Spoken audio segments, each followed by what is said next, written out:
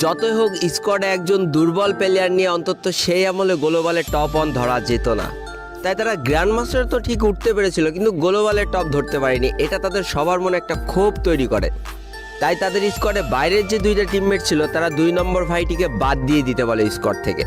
1 নম্বর ভাইটা কেন জানি না ওই দিন 2 নম্বর ভাইটার পক্ষ নিয়ে বলেছিল, না আমি যদি গ্লোবালে উঠি তাহলে এই 2 নম্বর ভাইটাকে নিয়েই উঠবো, তাছাড়া আমি গ্লোবালে যেতে চাই না।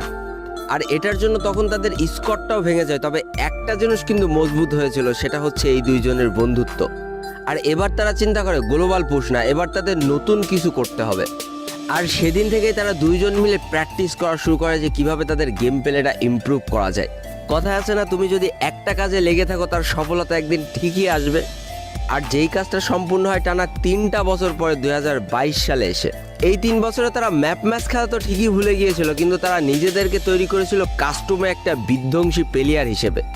তারপরে তারা যখন দেখলো আস্তে আস্তে মোটামুটি সবাইকে তারা হারিয়ে দিতে পারছে, তখন তারা যে একটা ইউটিউব চ্যানেল ক্রিয়েট করে। আর ঠিক তাদের কপালটা খুলে যায় 2022 সালে মাঝামাঝি অবস্থান থেকে, কারণ ওই টাইমে কাস্টম খেলার ক্রেজটা ছিল সব থেকে বেশি ফ্রি ফায়ারের ভিতরে। অর্থাৎ 4 ভার্সেস 4, 1 ভার্সেস 1 এইগুলোর চাহিদা ছিল সেই সময় সব থেকে বেশি, আর তারা নিজেদেরকে তার জন্যই তৈরি করেছিল। তবে একটা কথা বলে রাখা ভালো, সবার কপাল আমার মতো ভালো নাও হইতে পারে যে 1 টাকা খরচ না করে ইউটিউবার হয়ে গেলাম। তো দ্বিতীয় ভাইটা যখন একটু একটু করে ইউটিউবে গ্রো করছিল তখন তার পিসির গ্রাফিক্স কার্ডটা নষ্ট হয়ে যায়। আর ভাই দ্বিতীয় ভাইটার বাসার লোক গেম প্লেটাকে খুব বেশি সাপোর্ট করতো না, তাই নতুন একটা গ্রাফিক্স কার্ড চাওয়ার ক্ষমতা তার ছিল না। তো এখানে তার ফ্রি ফায়ার ক্যারিয়ারটা আস্তে আস্তে শেষ হতে শুরু করে, কারণ তার গ্রাফিক্স কার্ড নেই, পিসিতে প্রচণ্ড পরিমাণ ল্যাগ দিতে শুরু করে। তো আমাদের যে দ্বিতীয় ভাইটা ছিল সে আস্তে আস্তে প্রায় গেম প্লে ছেড়ে দিতেই লাগে, কিন্তু আমাদের প্রথম ভাইটা ঠিক এই সময় তার বন্ধুত্বের আসল পরিচয়টা দেয়। অর্থাৎ তার কাছে কিছু টাকা জমানো ছিল এবং তার সব থেকে শখের একটা ফোন ছিল আইফোন XR, এবং সেটাও সে বিক্রি করে দিয়ে অনেকগুলো টাকা এক জায়গায় করে তার বন্ধুকে একটা গ্রাফিক্স কার্ড কিনে দেয়।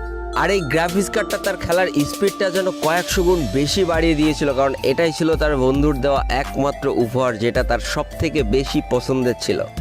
এটা পাওয়ার পর থেকে তাদের খেলা কয়েকশো গুণ ভালো হয়ে যায় এবং তাদেরকে সবাই ভয় পেতে শুরু করে ওই সার্ভারের।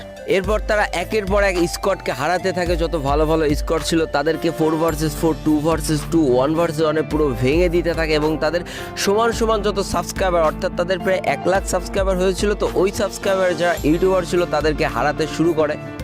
আর যেগুলো সম্পূর্ণ ফেয়ার ম্যাচ হতো তারা স্ক্রিপ্টেড ম্যাচ খেলতো না, আর যেগুলো পাবলিকরা খুব মজা সহকারে দেখতে থাকে এবং তাদের সাবস্ক্রাইবার আস্তে আস্তে বাড়তে থাকে।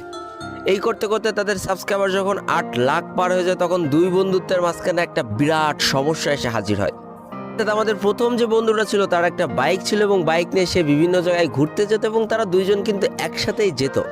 তবে হঠাৎ করে একদিন প্রথম বন্ধুটা একা একাই বাইক নিয়ে বেরোয় যায়, আর সব থেকে দুর্ভাগ্যজনক ব্যাপার সে সেই দিন অ্যাক্সিডেন্ট করে বসে।